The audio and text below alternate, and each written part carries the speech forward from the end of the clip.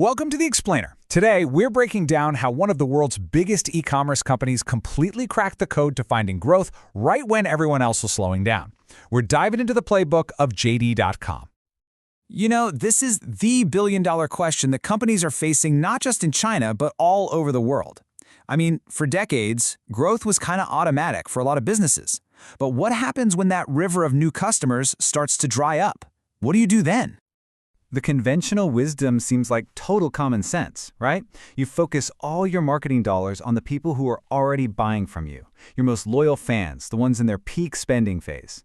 You just try to squeeze a little bit more out of them. But JD.com, they looked at that playbook and just threw it out the window. They went in the complete opposite direction. Instead of chasing their best customers, they built this radical strategy by focusing on the customers that pretty much everyone else was ignoring.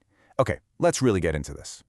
To really get what they did, we've got to understand the puzzle they were trying to solve. And it's a fundamental rethink of who you should be talking to and, more importantly, when.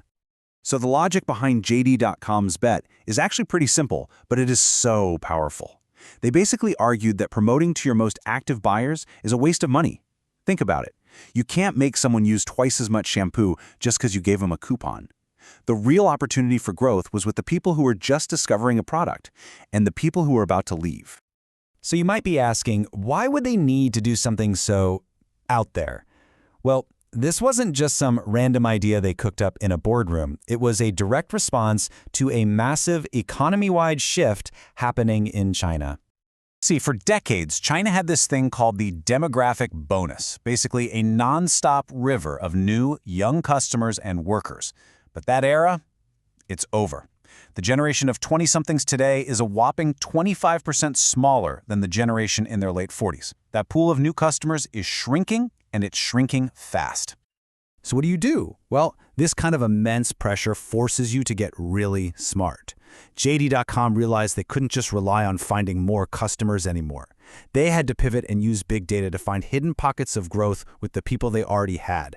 This is the new reality for any mature market, and it's a playbook businesses everywhere are watching very, very closely. Okay, so that brings us to the playbook itself. How exactly did they pull this off? Well, it's this really brilliant two-part analysis they developed to understand the unique personality of every single product and the behavior of every single customer. Let's see how they built it. So it all starts with this core idea, the user lifecycle. And it's actually super simple when you think about it. For any product, doesn't matter if it's tissues or laundry detergent, a customer goes through phases. There's a latent phase where you're just discovering it, a growth phase where you buy it all the time, and a decline phase where you might be about to switch to something else. And here's where it gets really clever. They realized, hey, not all products behave the same way. So they built this system to basically give every single product a personality test.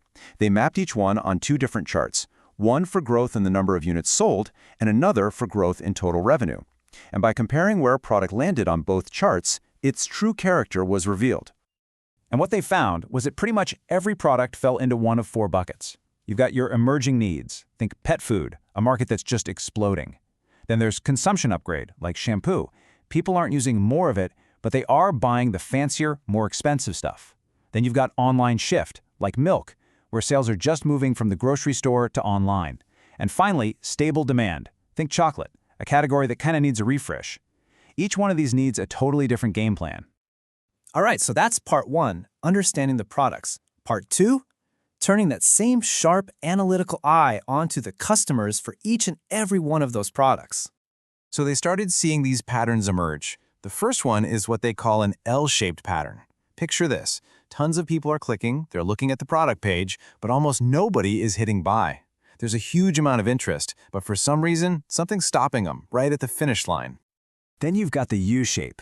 Now this is your classic leaky bucket problem. You're pouring new customers in at the top, but they're all leaking out the bottom just as fast. People try the product once, and then they're gone. There's zero loyalty. And finally, what you're really aiming for, the E-shape. This is a healthy, stable product. You've got a nice steady flow of people coming in, staying for a while, and a few leaving. The goal here isn't to reinvent the wheel, it's just to tweak things. How can we convince just a few more of those leaving customers to stick around?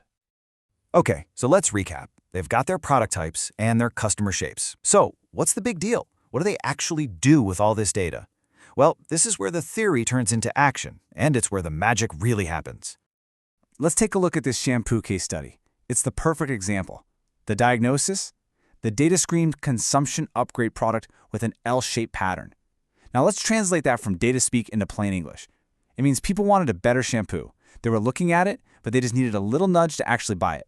So they ran a hyper-targeted video campaign on a popular app, showing it to the exact demographic that was interested but hesitant. And the results? I mean, they were just incredible. We're talking more than 65,000 new purchases from a single campaign. That's the power of not just shouting into the void, but whispering the exact right message to the exact right person at the exact right time. Now, for pet food, the problem was totally different. It was an emerging needs product, so the market was hot, but it had that U-shaped leaky bucket pattern. Customers were hopping from brand to brand. The problem wasn't getting people to try it, it was getting them to stay. The solution? They built a tool to create that loyalty from scratch. A My Pet feature with personalized recommendations and discounts, designed to fix that leaky bucket. What's so important to understand here is that this isn't just some clever trick that only works for JD.com. No, this signals a massive, fundamental shift in how all of retail is going to work in the future. You know those huge one-size-fits-all sales events? They're just not working like they used to. Why? Because in a mature market, customers have what they need. The future isn't about just screaming sale at everyone. It's about precision, it's about relevance, and it's about understanding the unique journey for every single product. So the big takeaway here is that JD.com's success is a powerful lesson for everyone. Growth isn't always about chasing down brand new customers. Sometimes the biggest opportunities, the biggest wins are hiding in plain sight, right at the beginning and right at the end of the journey of the customers you already have. It's definitely something to think about the next time an ad pops up that seems, well, a little too perfect, right? Thanks for joining me on this explainer.